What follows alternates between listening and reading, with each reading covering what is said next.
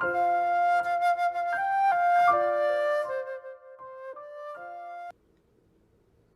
Quarterly: Leviticus, Numbers, Deuteronomy. Lesson 8: Redemption, Numbers 21. As we said earlier, the book of Numbers is essentially the story of two generations. The first generation, who grumbled and rebelled against the Lord, and were condemned to die in the desert, Numbers 14:28-30. And the second generation, who stand on the brink of entry into the promised land at the end of the book. In many respects, Numbers 20 represents the beginning of the end for the first generation, depicting the events of the 40th year of the wilderness wandering, with the chapter being bracketed by the deaths of Miriam and Aaron. In Numbers 21, we begin the story of the second generation, though there's an overlap with the remnant of the first generation until chapter 26, when the completion of the transition is marked by a new census.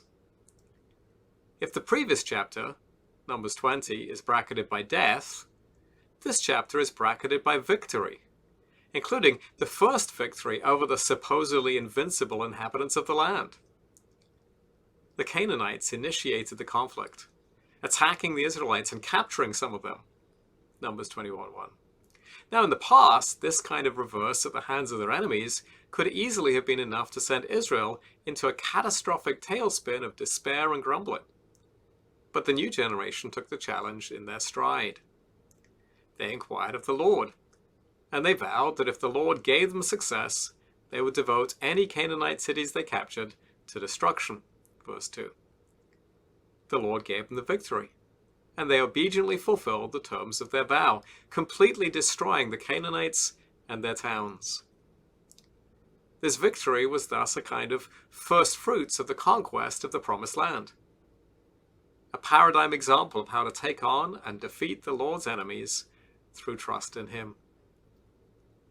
Israel's first success against the Canaanites was all the sweeter because it occurred at Hormah, the site of the first generation's defeat by the Canaanites, when they had tried to enter the Promised Land in their own strength, Numbers 14:45. The new generation demonstrated their faith in the exact same location that their forefathers had demonstrated their unbelief, and they saw the Lord grant them the first victory of the conquest. The latter part of the chapter is taken up with the feat of Sihon and Og, two kings of the Amorites, verses 21-35. Israel at first sought to pass through Sihon's territory peacefully, verse 22, just as they had asked the king of Edom for passage in the previous chapter, in Numbers 20:14-21. Like the king of Edom, Sihon refused their request and marched out against them with a sizable army. Here, though, the storyline diverges from the preceding incident. Unlike the previous generation, who backed away in the face of the Edomite threat, the new generation was not so easily intimidated by a show of force. When Sihon came out and fought against them, they put him to the sword and occupied his territory, verses 23-25. They then moved on to Jazer, where Moses sent out spies to survey the territory, verse 32. Now this is a maneuver fraught with danger in view of what happened on the last scouting trip in chapters 13 and 14. Yet this time the story moves straight from the spying trip to the capture of Jazer and its surrounding settlements, showing what could have happened earlier if the people had only had faith in the Lord. Finally they met Og, king of Bashan, and his mighty army, verse 33. The Lord reminded Moses not to be afraid of him, for he had handed him over to the Israelites, verse 35. And once again, the result was a comprehensive victory for Israel, the total destruction of their enemies, and the possession of the land, verse 35. The new generation was consistently winning by faith the battles that their parents had never dared attempt. In other ways, however, the new generation was not so different from the previous one.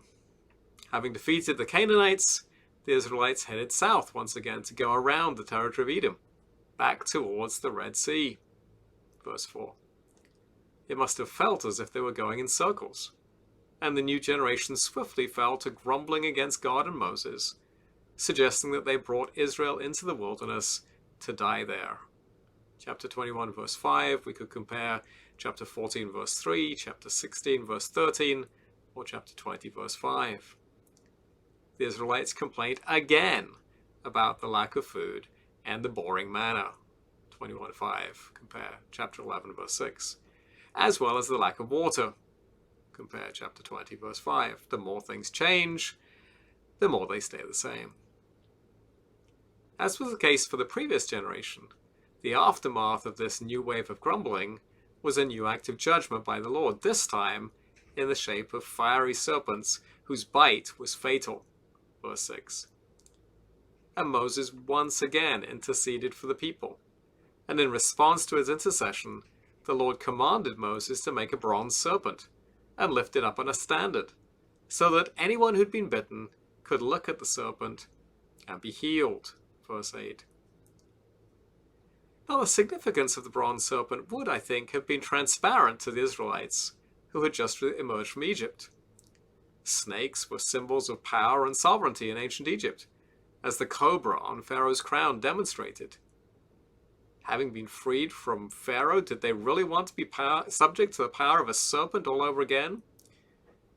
And of course, even more profoundly, the serpent is a symbol of the ultimate enemy, Satan himself. It was in the form of a serpent that Satan deceived our first ancestors, bringing about the sin that caused Adam and Eve to be cast out of the garden into the desert of this fallen world. Genesis 3. It was ultimately not the Lord who had brought them into this wilderness to die, as they alleged in verse 5, but Satan's trickery, which underlay their sin and their disobedience. Now, the standard on which the serpent was transfixed held its own meaning. In Egypt, such standards were symbols of the deity's power. Here it demonstrated the Lord's power to give life to those whose sins condemned them to death. The transfixed serpent on the standard demonstrated in visual form the defeat of Israel's mortal enemies, Egypt and Satan, overcome by the power of the Lord himself. But the serpent on the pole was not a magical cure for snakebite. Rather, it was a sign that worked as Israel believed the Lord's word. The people were instructed to gaze at the bronze serpent, and then they would be healed. Verse 9. Faith is always the key marker of those who will enter the promised land. The former generation were excluded from the land because of their unbelief, and this judgment by the fiery serpents would eliminate from the new generation any who were similarly lacking in faith. Grumbling was not the only experience the new generation shared with their forefathers. They also experienced their fair share of camping and moving on, as Numbers 21:10 through 20 shows us. This lengthy travel itinerary may seem like a waste of our time as well as theirs, especially since even commentators can only guess where Waheb and Sufar actually was in verse 14. Yet the point of this listing of desert campgrounds is to raise our awareness of the experience of the new generation of endless traveling, while apparently going nowhere. But it was precisely in these nowhere places that they learned to trust God's continuing faithfulness. It was there that the Lord provided a well, verse 17, contradicting their earlier complaint that there was no water in the wilderness, verse 5. It was there that they experienced the Lord's faithfulness in giving them victory in battle, as may be seen from the reference to Waheb in the book of the Wars of Yahweh in verse 14, along with the later defeat of Sihon and Og, who went down in history as two of Israel's most archetypal enemies. These victories disproved the earlier claim that the Lord had brought them into the wilderness to die there. Finally, it was in the middle of nowhere that the people started to sing. The first generation may have entered the wilderness with a song on their lips in Exodus 15, but that song soon died away, overwhelmed by the harsh realities of life and by the growing unbelief of the people. Grumbling is irreconcilable with singing.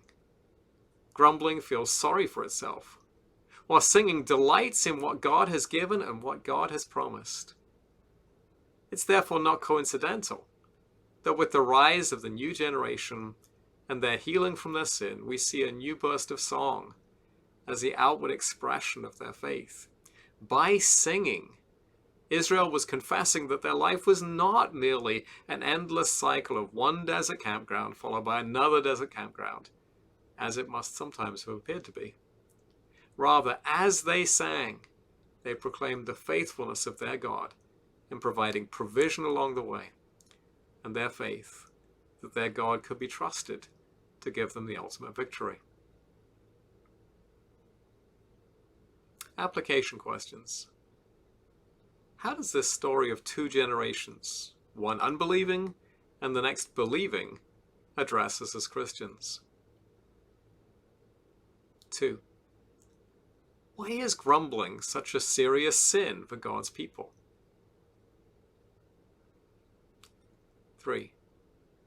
How does the serpent on the pole foreshadow the ministry of Jesus? 4.